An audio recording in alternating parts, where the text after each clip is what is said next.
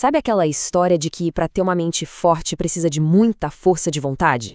E se, na verdade, a chave tivesse na biologia do nosso cérebro? É isso que a gente vai explorar hoje. Vamos mergulhar de cabeça na neurociência dos hábitos para entender como pequenas, mas pequenas mesmo, mudanças podem criar uma resiliência, nossa, inabalável.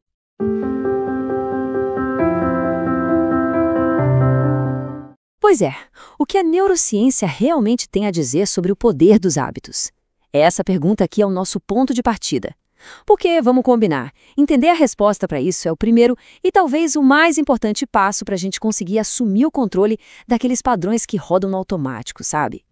Olha só o nosso caminho. Primeiro, a gente vai desvendar o segredo do cérebro. Depois, vamos falar sobre o poder das microvitórias. Isso aqui é muito legal. Na sequência, como reprogramar a mente e também como ter um cérebro à prova de estresse. E para fechar com chave de ouro, um roteiro diário da mente. Tudo bem prático. Então, bora começar.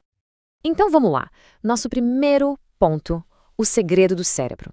Aqui a gente vai direto na base de tudo, né? Para entender como é que o nosso cérebro cria esses atalhos. Esses que a gente chama de hábitos.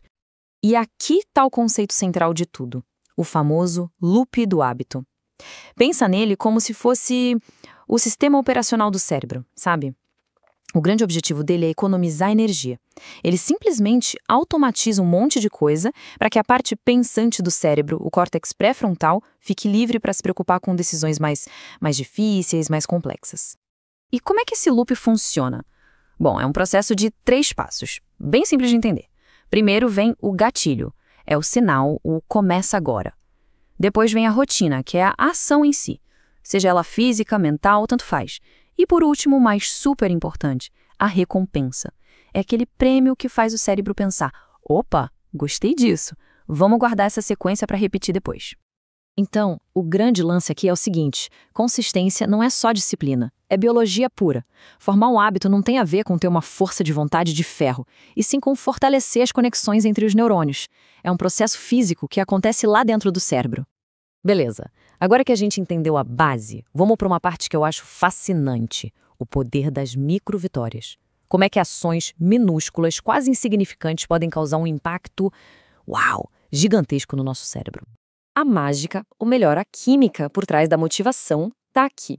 Cada coisinha que a gente termina, por menor que seja, libera dopamina no cérebro. E a dopamina é aquele neurotransmissor do prazer, da motivação. É como se o cérebro desse uma pequena recompensa química, o que faz a gente se sentir bem e querer mais. Isso cria um ciclo super positivo de progresso. E o mais legal é que os benefícios vão se somando. Sabe o cansaço de ter que decidir tudo o tempo todo? Pois é, essas pequenas vitórias diminuem isso. Elas também fortalecem a nossa autoeficácia, que é basicamente acreditar na nossa própria capacidade de fazer as coisas. E com o tempo, tijolinho por tijolinho, isso constrói uma fortaleza de confiança interna. Essa frase aqui resume tudo de forma perfeita, né? A força mental nasce da soma invisível das microvitórias diárias. Ninguém fica resiliente da noite para o dia por causa de um único grande evento. É a soma, a acumulação diária dessas pequenas conquistas que faz toda a diferença. Ok, então a gente já entendeu a ciência por trás. Mas e na prática? Como é que a gente usa tudo isso para reprogramar a mente e finalmente substituir aqueles hábitos que a gente não quer mais?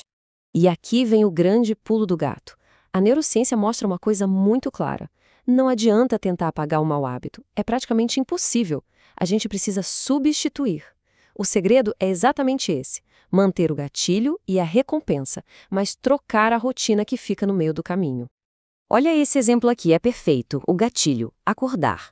Ele continua o mesmo. A necessidade por trás do hábito, talvez um estímulo para começar o dia, também. O que muda? A rotina. Em vez de pegar o celular, a pessoa faz uma meditação curta. A recompensa final muda. Vai para uma sensação de calma. Parece simples, né?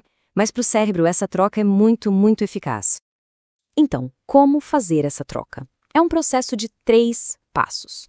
Primeiro passo, identifique o gatilho. O que exatamente dispara o hábito? É a hora do dia? É uma emoção? Um lugar? Segundo, interrompa o loop. Crie uma pausa consciente. Pode ser algo simples como respirar fundo 3 vezes. Isso quebra o piloto automático. E terceiro, redesenhe o ambiente. torne a rotina boa mais fácil de fazer e a ruim bem mais difícil. Isso nos leva de volta à ideia principal.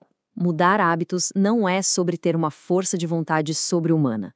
É sobre ser inteligente, sobre design. É projetar um sistema que funcione a nosso favor. Em outras palavras, é trabalhar com o nosso cérebro e não ficar dando murro em ponta de faca contra ele. Certo. Agora vamos um passo além. Como a gente pode usar essa mesma lógica dos hábitos para construir um cérebro que lida melhor com o estresse? Um cérebro mais calmo, mais resiliente? Existem 3 hábitos que são verdadeiros superpoderes para isso. Primeiro, a meditação. Ela ajuda a diminuir a atividade na amígdala, que é tipo o centro do medo do cérebro, o botão de pânico. Segundo, exercício físico. Ele libera aquele coquetel químico incrível de endorfina, serotonina, dopamina, tudo que ajuda a estabilizar o humor. E terceiro, um sono de qualidade. Dormir bem é como ter uma equipe de limpeza noturna para o cérebro, que varre todo o lixo neural que a gente acumulou durante o dia. No fim das contas, a conclusão é uma só, e é muito clara. Cuidar do corpo é cuidar do cérebro, e cuidar do cérebro é cuidar da mente. Não dá para separar uma coisa da outra, elas estão totalmente conectadas. Bom, agora vamos para a parte mais prática de todas. Vamos juntar tudo o que a gente conversou até aqui e montar um roteiro diário, um plano simples para ter uma mente mais forte no dia a dia. Começando pela manhã, a ideia aqui é iniciar o dia com intenção e não no piloto automático. Então a sugestão é: evite o celular logo nos primeiros minutos. Primeiro, hidrate o corpo. Depois, defina uma intenção mental para o seu dia. E, se possível, faça algum exercício físico bem rápido, só para ativar o córtex pré-frontal e preparar o cérebro para o foco. E durante o dia, aqui o jogo é de manutenção. Fazer pequenas pausas, tipo a cada 90 minutos, ajuda demais. Sentiu que o foco está indo embora? Use algumas respirações profundas para se recentrar. E, claro, lembre-se de reconhecer e celebrar as pequenas tarefas que for concluindo. Isso mantém a dopamina circulando e a energia mental lá em cima.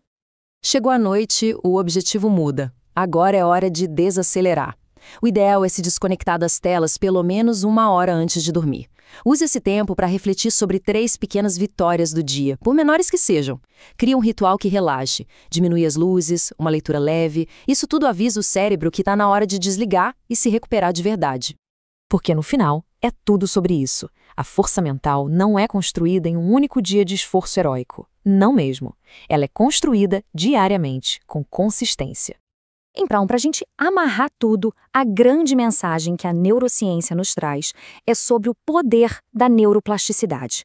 Ou seja, o nosso cérebro é plástico, ele é moldável, ele não é fixo. Cada pequena, minúscula escolha que a gente repete dia após dia está literalmente esculpindo quem a gente vai se tornar. A orientação, portanto, não podia ser mais clara e, ao mesmo tempo, poderosa. Comece pequeno, seja constante. E observe como, aos poucos, o cérebro se transforma na principal força de cada um.